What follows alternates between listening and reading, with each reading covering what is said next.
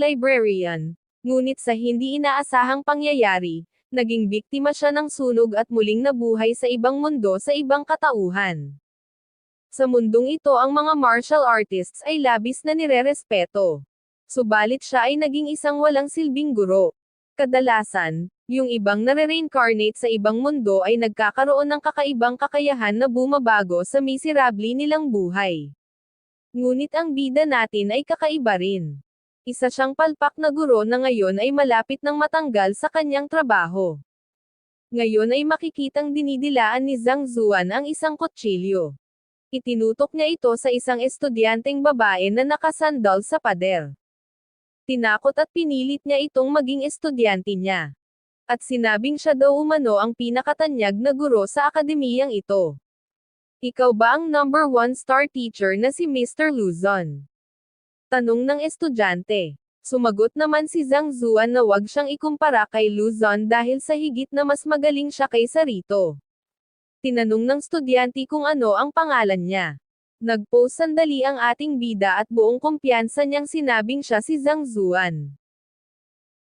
Kanin sa almusal, kumpletuhin ang sustansya with Alaska. 9 pesos SRP na lang. Up to 48 hours ang bango ng sala ko. Sunrocks Multi-Clean. Si Zhang Zuan.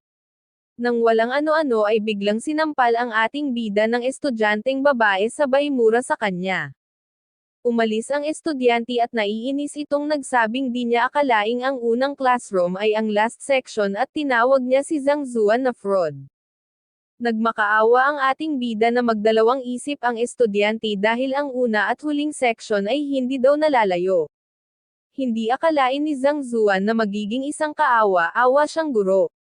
Dinampi niya ang palad niya sa kaliwang pisngi niya kung saan siya sinampal at nagtaka kung bakit ang hirap mag-recruit ng estudyante. Siguro ang dahilan ay siya ang pinakamahina at walang silbing guro sa akademiyang ito. Makikitang kaawa-awa ang estado ng classroom kung saan nagtuturo ang ating bida. Mapapansin din na walang estudyante dito. Naging notorious kasi siya. Dahil ang naging estudyante niya noong nakaraang taon ay nahulog sa chi deviation sa ilalim ng gabay niya. Kaya naman ang mga estudyante sa academy ay natatakot na sa kanya at ayaw nilang maging guro siya. Ngayon ay lubhang nai-stress na ang ating bida dahil sa totoo lang nangyari lahat ng kapalpakang iyon nung wala pa siya sa katawan na ito. At ngayon siya ang sumasalo sa lahat ng consequences ng kapalpakang pinagagagawa ng teacher na tunay na nagmamay-ari ng katawan niya. Ang malala pa, pag hindi siya naka-recruit ng estudyante sa araw na ito ay mae-expel siya sa academy. Ilang sandali pa, may estudyanteng dumating sa classroom ng ating bida. Nagtanong ang estudyante kung ito ba raw ang classroom ni Mr. Luzon. Makikitang ngumingisi ang ating bida. Pinalitan pala niya ang doorplate ng classroom niya kung kaya naman ngayon may estudyante nang pumunta dito. At ngayon sisiguruhin niyang makaka-recruit na siya. Umubo siya ng kaunti at tinanong ang estudyante kung gusto ba nitong maging estudyante niya. Masayang tumango ang estudyante at sinabing isang karangalan na siya ay maging estudyante niya. Dahil narinig daw niya na si Mr. Luzon ang pinakamahusay na guro sa Hongchan Academy.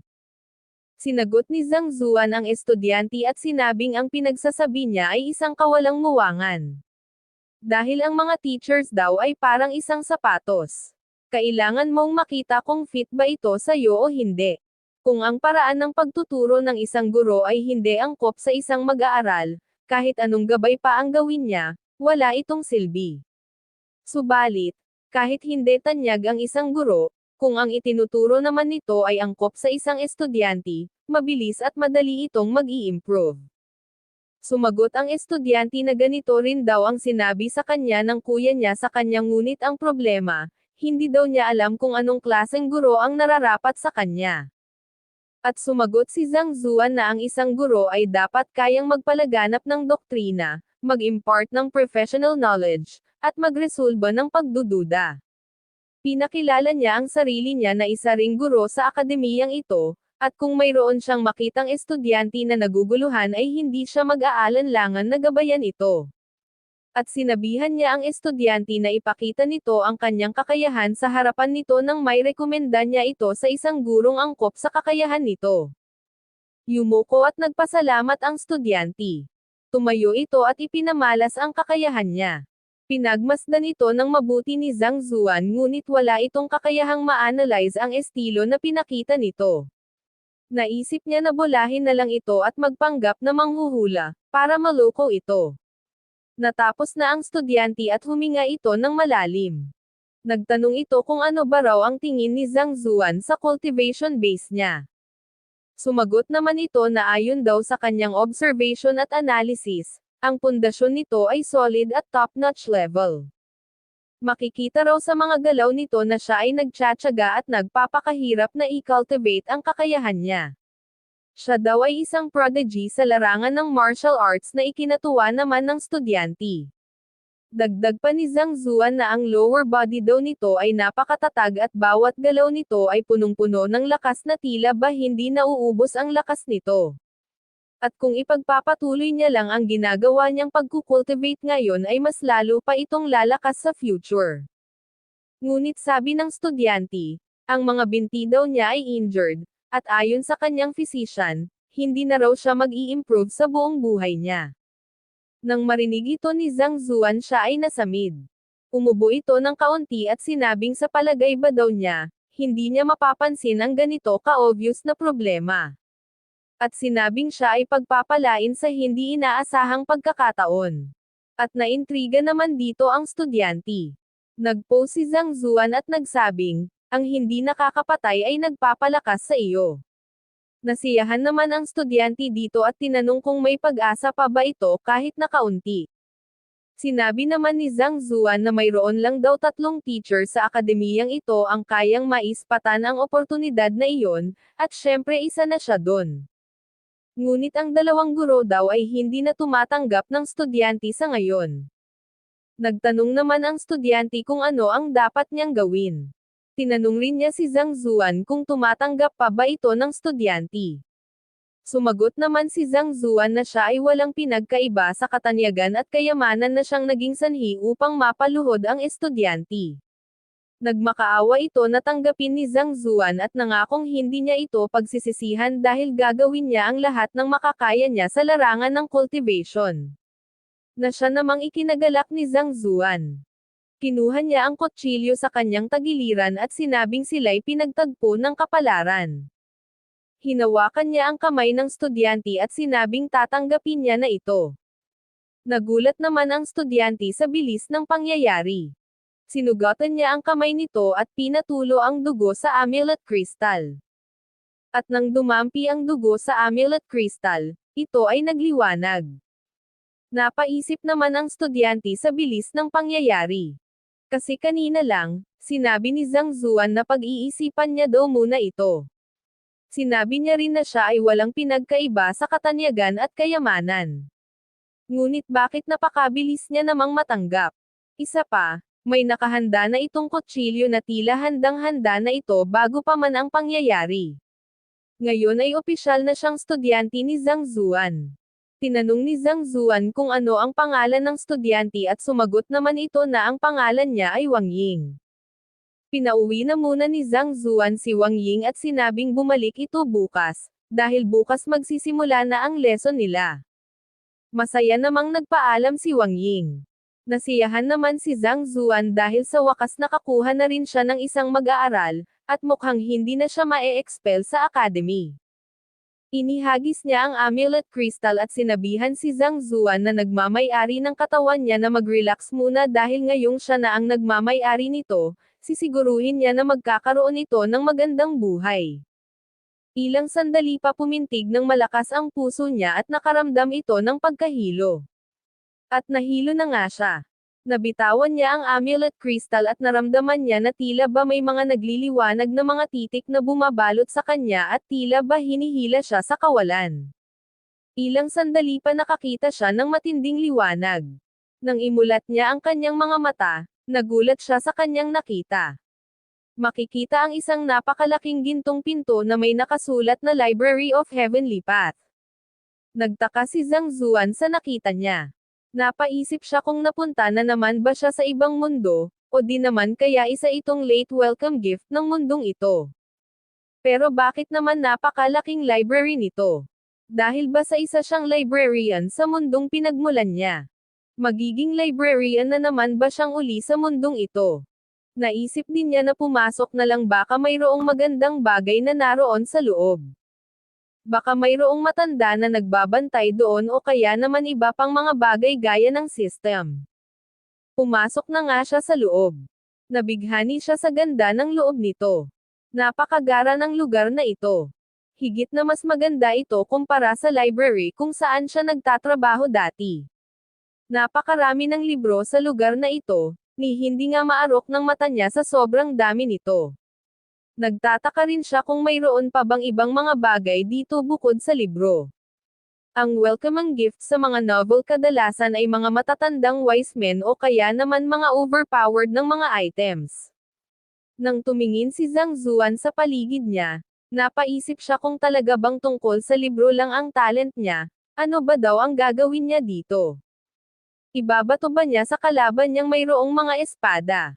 Ilang sandali pa ay naintriga siya, gusto niyang tingnan kung anong klaseng mga libro ba ang nandito. Iniisip niya na siguro ito ay mga high-level na mga teknik. Nang sinubukan niyang hawakan ang mga ito, napagtanto niyang wala pala itong physical presence. Ni hindi niya pala ito magagamit na pangbato sa kalaban niya. Nakabalik na siya sa academy, iniisip niya ang nangyari kanina, nagtataka siya kung totoo ba yon o panaginip lang. Ngunit kahit na ano paman, na-check niya na ang kasulok-sulukan nito at wala siyang makitang bagay na may silbi para sa kanya. Anong klaseng pagsasayang daw ng dekorasyon iyon? Nakakadismaya kaya naisipan niyang magtanghalian na lang muna at pagkatapos mag-iisip siya ng trick kung papaano makaloko uli ng mga mag-aaral. Maya-maya pa ay may tumawag sa kanya na isang guro. At pinagyabang nito ang dami ng mag-aaral na na-recruit niya. Tinukso niya si Zhang Zuan na sigurado dong hanggang ngayon wala pa rin itong nare-recruit kahit isa. Ang masarap sa coffee. Recruit kahit isa. Sumagot naman si Zhang Zuan na di daw ito dapat ipagyabang, may na-recruit man siya o wala, wala na daw siyang pakialam doon. Ngunit tinuya uli siya nito at pinagsigawan sa harap ng mga mag-aaral na nakagawa daw ng history si Zhang Zuan. Siya lang daw ang bukod tanging nakakuha ng score na 0 sa Teacher Qualification Assessment.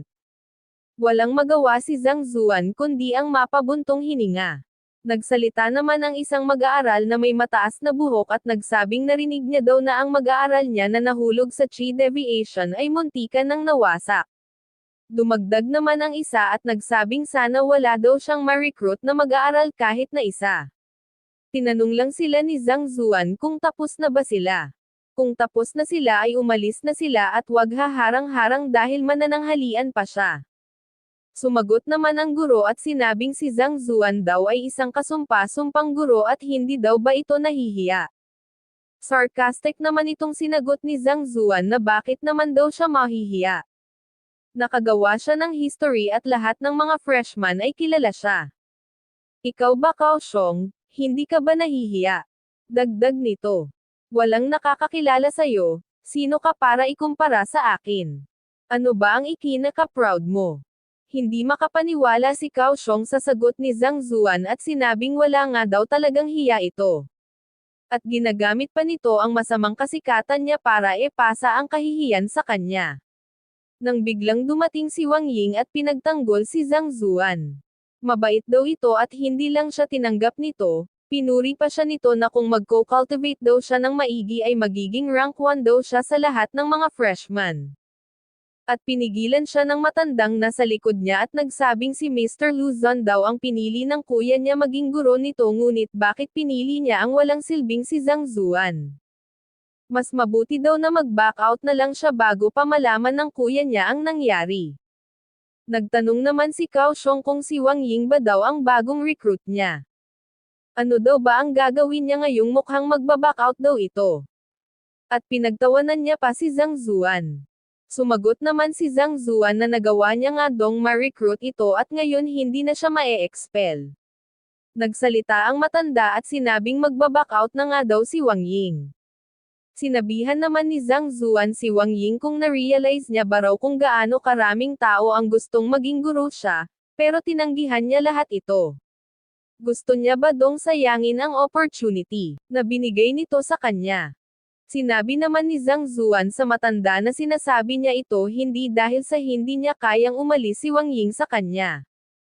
Iniiwasan niya lang na kung paaalisin niya si Wang Ying sa gabay niya ay magdudulot ito ng masamang reputasyon para kay Wang Ying. Tatanggapin niya daw ba ang responsibilidad, kung wala ng ibang gurong gustong tumanggap kay Wang Ying dahil sa masamang reputasyong may dudulot nito pag binitawan niya si Wang Ying? Sa sinabing ito ni Zhang Zuan tila naliwanagan ang matanda. Dagdag pa niya, huwag siyang mag-alala dahil napaka-talented ni Wang Ying. At pag hinayaan niyang siya'y magabayan niya ay siguradong angat sa lahat si Wang Ying. Pinutol naman ni Kaohsiung ang pagpapaliwanag ni Zhang Zuan at nagsabing, sa palagay niya mayroon pa rin namang mga gurong tatanggap kay Wang Ying. At pag binitawan siya ni Zhang Zuan ngayon, ay nakahanda siyang tanggapin ito. Sumagot naman si Zhang Zuan kay Kaohsiung at sinabing, ang kapal naman ng mukha niyang agawin sa kanya ang mag-aaral niya in public. Akala niya ay hindi siya pwedeng i-report nito sa Student Affairs Office.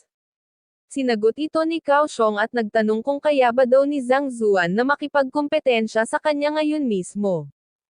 Nakasaad naman daw sa rules ng academy na maaaring mag-compete ang mga guro sa isa't isa at para hayaan na din si Wang Ying na magdesisyon para sa sarili kung sino ba ang pipiliin niya. Sa ganong paraan hindi daw masasabi ni Zhang Zuan na ini-snatch niya ito sa kanya. Naisip naman ni Zhang Zuan na bagaman ang personalidad ni Kaohsiung ay walang kabuluhan ay hindi niya maitatanggi na ang cultivation base nito ay higit na mas malakas kung ikukumpara sa kanya. Nagsalita uli si Kaohsiung at sinabihan si Zhang Zuan kung natatakot daw ba itong tanggapin ang hamon niya. Dagdag pa niya na wag daw niya ilagay sa panganib ang future ni Wang Ying. Naisip ni Zhang Zuan na pag hindi niya tinanggap ang hamon na ito ay siguradong aalis si Wang Ying sa kanya. Kaya naman tinanggap niya na lang ito at pag sumablay daw siya dito ay hinding-hindi na siya makaka-recruit ng mag-aaral kahit kailan. At nag-compete